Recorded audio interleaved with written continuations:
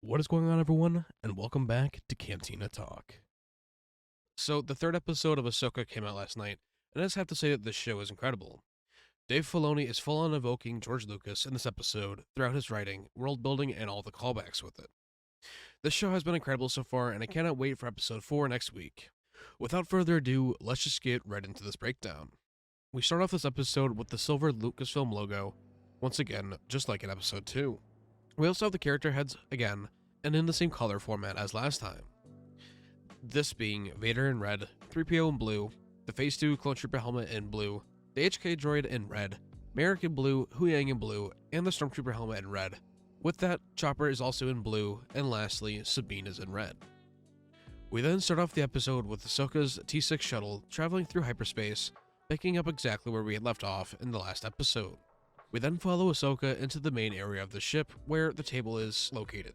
While this is happening, we can see that Huyang is teaching Sabine many forms as well as striking techniques in her lightsaber combat. Huyang, funny enough here, also looks a lot like General Grievous. I also thought at first glance that the sabers Huyang were using were the Old Republic training sabers, but actually, these ones are casting a projection. These, as far as I'm aware, are new to Star Wars. The only reason why I mentioned the Old Republic here is because of Huyang's age, and he also has Old Republic tech, so to speak, especially with these projection sabers.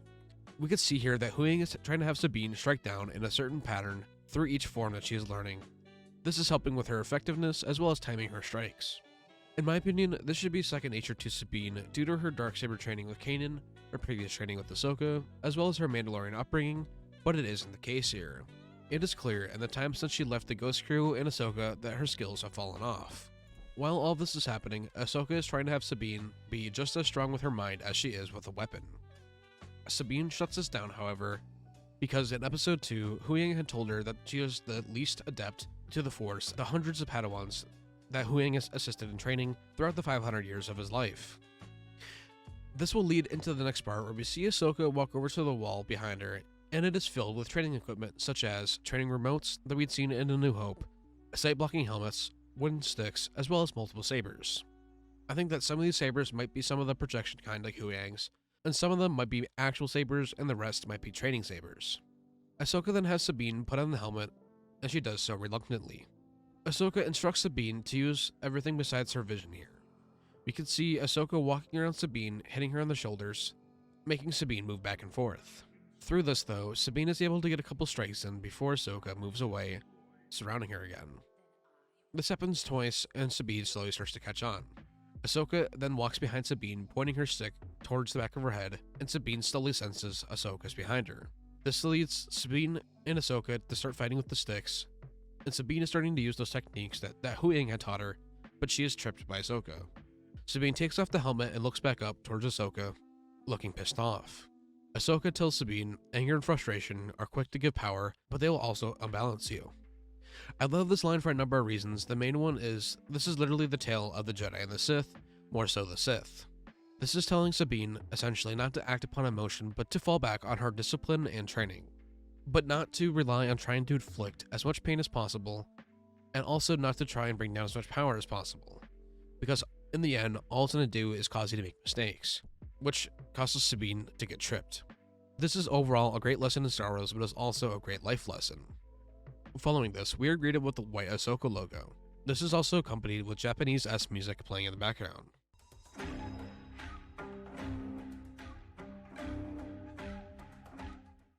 This leads right into our first shot of the New Republic fleet, where we are greeted by A-Wing fighters. During this, we can see a number of ships, the main ship being the home one, which is the Mon Calamari cruiser that was flown by Admiral Akbar in the original trilogy. We can see a couple of CR-90 corvettes as well as Hammerhead corvettes. Also, there are a handful of transport ships as well as Capital Nebulon B escort frigates. These are all really cool to see and also gives us a quick glimpse at the New Republic fleet. Also, I believe that Coruscant is in the background here. I am unable to confirm it. We are then greeted aboard Home 1, and we can see Hera walking down this hallway that will lead her into a meeting with the new Chancellor of the Republic, that being Mon Mothma. Mon Mothma is once again played by Genevieve O'Reilly in the show. Mon Mothma talks about Jason and asks where he is, and Hera replies with somewhere on the ship. This tells us that Mon Mothma knows Jason Sedula, which is pretty cool. We're also greeted by Senator Ziono, who is being played by Nelson Lee. who, interestingly enough, is the father of Kaz Ziono in the Resistance show that takes place during the sequel era.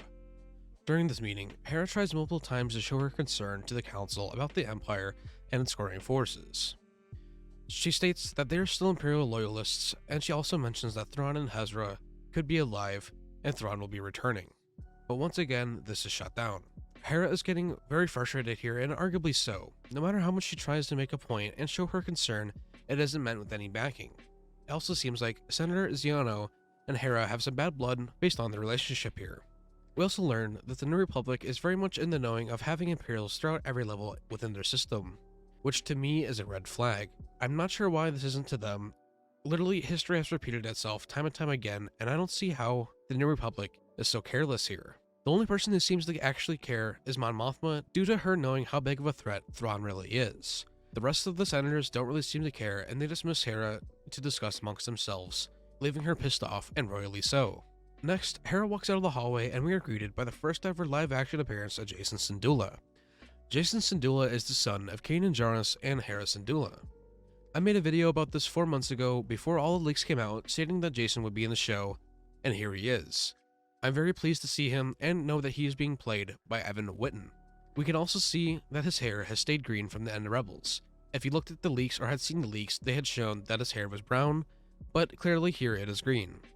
Also, if you look really closely at his left shoulder pauldron, we can see that he's wearing the same one that Kanan did with the logo. Now this one definitely is a lot smaller, and it also could just be because of the animation of Rebels and not being a 1-to-1 scale, but this is definitely Kanan's. You could tell by the logo here, the coloration, etc.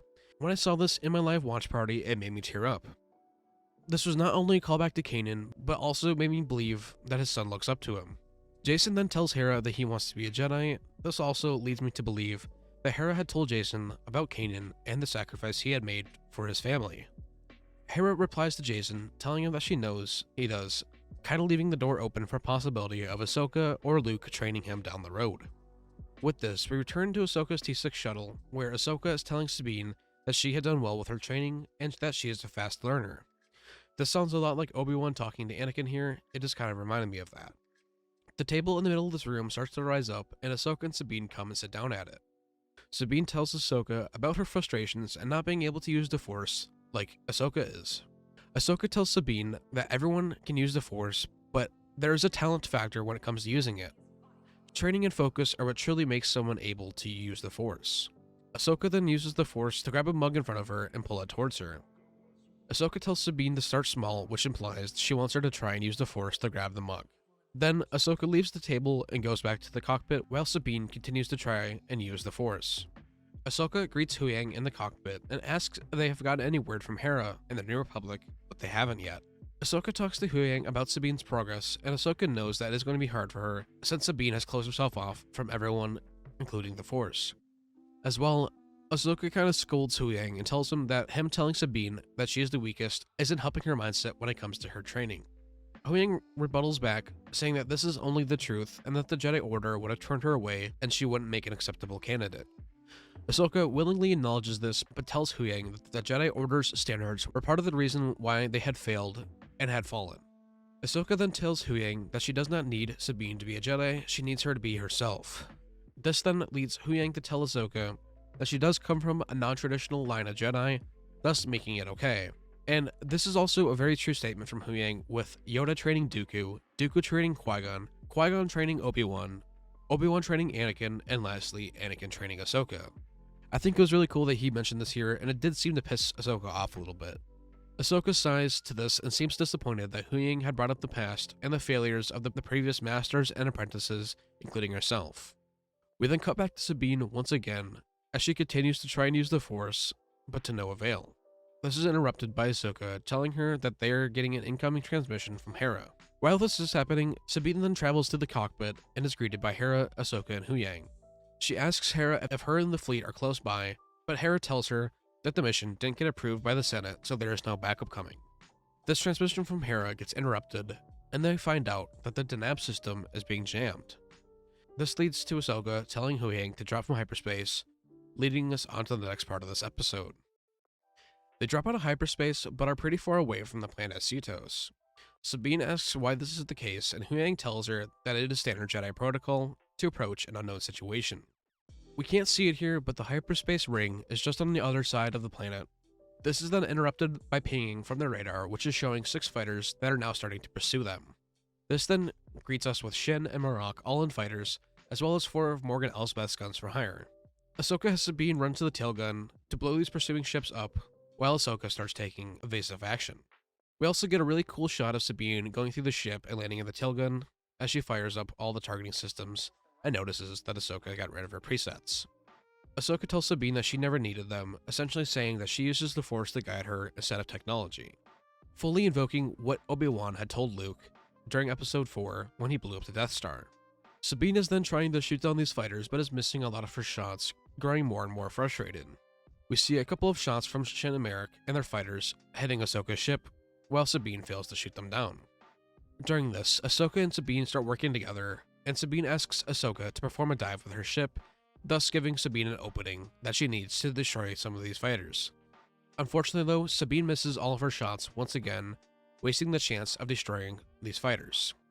2 more fighters join the pursuit, and AHSOKA gives Sabine another shot as she splits the 2 ships that were in front of her that had just joined the pursuit, which works in Sabine's favor, making her able to destroy one of them. Now moving on.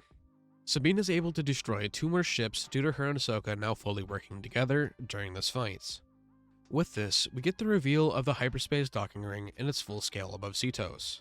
Shin radios to Morgan telling her that she's going to need help, and Morgan Elsbeth activates the turbo lasers that are on the ring.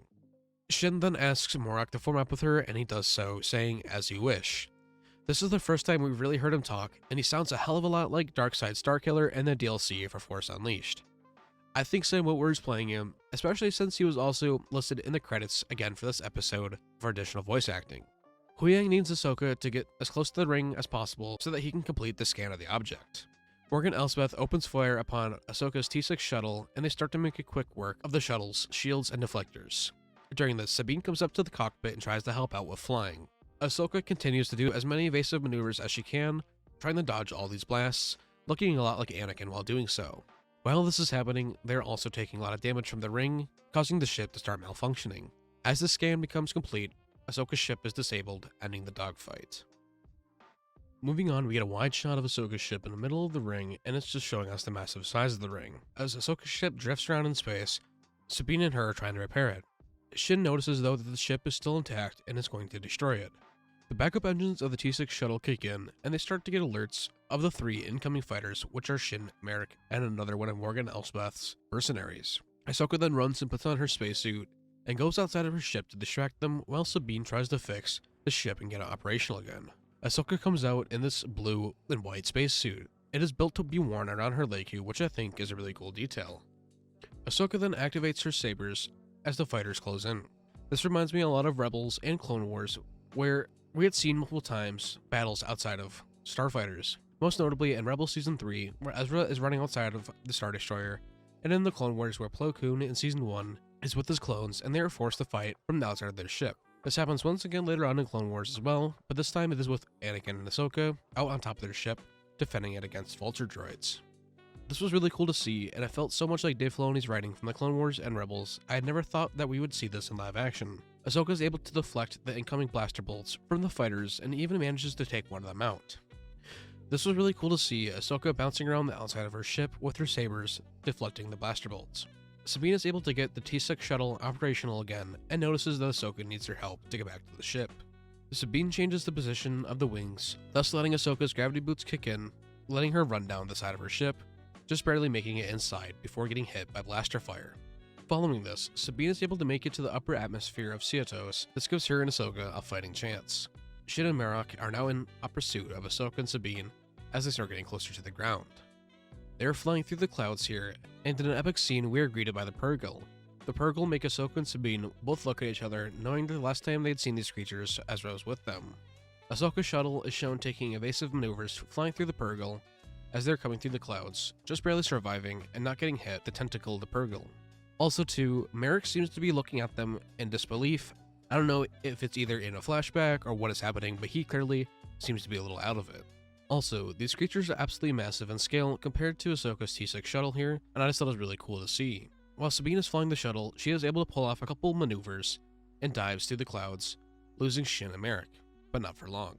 We are then able to see the Red Forest area on the planet Cietas. AHSOKA and Sabine start to fly close to the island and then start flying over the forest. They find a place for them to land and turn off the ship so that they can't be detected on the scanners. Marok and Shin also make it down to the Red Forest area and they regroup with their ships as they are flying over, trying to spot where AHSOKA and Sabine had landed. During this, Marok also speaks a couple more times, sounding more and more like Starkiller. Any sign of them? Nothing. They must be hiding in the forest. Let's regroup. Him and Shin pass over AHSOKA and Sabine, and they seem to be heading towards Balin's position in the ruins area. Once the coast is clear, AHSOKA and Sabine turn the power back onto the ship, and Huyang finally wakes back up as well. During this, we get a couple of shots from the cockpit as well as the outside of the ship. We get a really good feel of the Red Forest area, and it seems a whole lot like the swamps of Dagobah. At least watching this, it made me feel that way. From the eerie dark forest to the fog on the ground, as well as the all-around darkness. AHSOKA and Sabine talk about the Purgil and confirm that they haven't seen them since Ezra disappeared. Huyang also brings up a holo projection of the ring and tells them it is still being constructed and is not complete, but that the ship will have 6 hyperdrive engines. This also confirms that the hyperspace ring is just massive in scale. Huyang tells AHSOKA and Sabine that with the power levels and configuration of this ring, they would be able to travel intergalactically with the right navigation, along with immense amount of speed and distance. This is, of course, in reference to the Golden Star map and the ruins that we had previously seen in the last 2 episodes. We then move on to the final shots of this episode, where we pick up with Balin at the ruins area. We can now see a lot more of the equipment here, as well as Morgan Elsbeth's mercenaries. It is clear that they are trying to not only study the ruins and the star map, but lock it down so that no one else can use it. Balin tells the mercenaries that the Jedi have taken refuge in the forest and to hunt them down. The mercenaries then start heading towards the forest, and we get a close-up of Balin as he's starting to look really pissed off, ending this episode. I for one thought this episode was amazing. I did think it was a little slow at times, but it isn't a big deal at all. I'm going to give some quick thoughts on this episode. First, I loved every second of it, and the show hasn't really missed a beat. I love this episode and that Dave Filoni has done an amazing job with the show so far, and I cannot wait to see where it leads. This has felt so much like George Lucas' Star Wars, and I'm all here for it. I also think that the other galaxy in questioning might be where the Yuzong Vong are, which is a really big threat to the galaxy, which would lead up to Heir to the Empire. Lastly, I would just like to say, on Sunday, the 3rd episode of Cantina Jargon, with Jar Jar Jargon and myself, will be live at 2 p.m. EST. I would love to see some of you there. Really quickly as well, if you could take the time to check out my merch, it would be greatly appreciated. I worked really hard on these designs, and I'm very proud of them. I will see you all in the next watch party on Tuesday the 5th at 7:30 p.m. Central Time. Without further ado, I hope you all enjoyed the video. Let me know what you think in the comments down below, and don't forget to like and subscribe. And lastly, may the Force be with you all.